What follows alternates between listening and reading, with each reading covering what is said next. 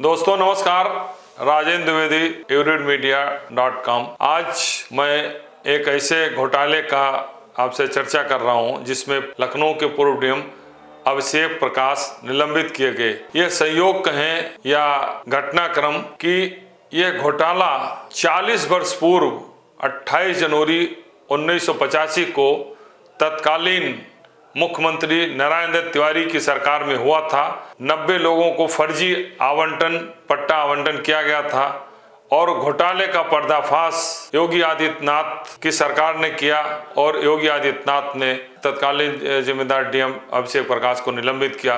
ये संयोग कहें कि घोटाला जब हुआ उस समय भी पहाड़ के रहने वाले मूल निवासी थे और घोटाला खोलने वाले भी पहाड़ उत्तराखंड के मूल निवासी योगी आदित्यनाथ भी हैं, जो आज उत्तर प्रदेश के मुख्यमंत्री हैं।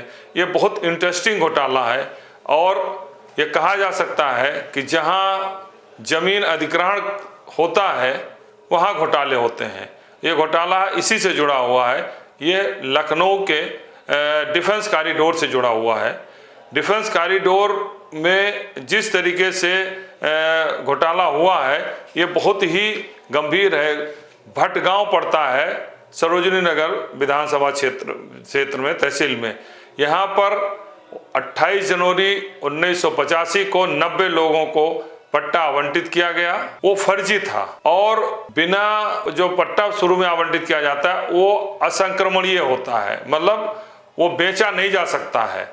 और इसको बेचने के लिए कानून है 73C धारा के तहत, फिर उस 5 वर्ष पूरा हो जाए तब उसको संक्रमणीय किया जा सकता है।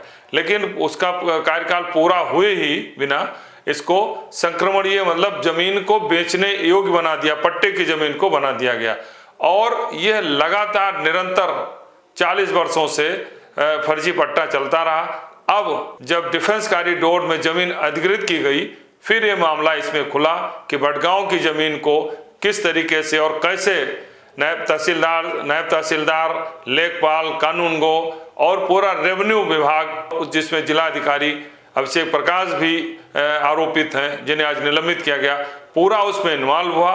और इस जमीन पर कितनी धनराशि अभी इन लोगों ने मुआवजे के रूप में ली है, कौन कौन लोगों ने लिया है, यह तो अभी बाद में पता चलेगा। लेकिन जब ये प्रकरण आया डिफेंस कॉरिडोर में घोटाले हुए हैं तो योगी आदित्यनाथ ने जांच के आदेश दिए और तत्कालीन रेवेन्यू बोर्ड के चेयरमैन रजनीश दुबे को जांच सौंपी गई। उन्होंने अपनी जांच रिपोर्ट सबमिट की जिसमें लेखपाल से लेकर जिलाधिकारी तक को जिम्मेदार ठहराया गया।